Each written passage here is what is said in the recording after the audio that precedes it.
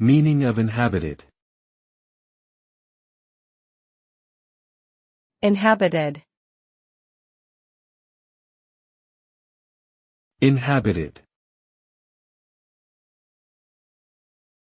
Inhabited.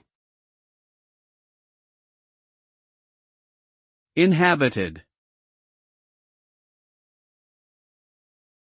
The word inhabited refers to a place where people or other living organisms reside or occupy. It implies that a particular area is not vacant or deserted but has human or animal presence within it. An inhabited place could be a city, town, village, or even a house that is occupied by residents. The term inhabited is often used in the context of exploring and surveying remote or uninhabited regions to determine whether they have any human or animal inhabitants.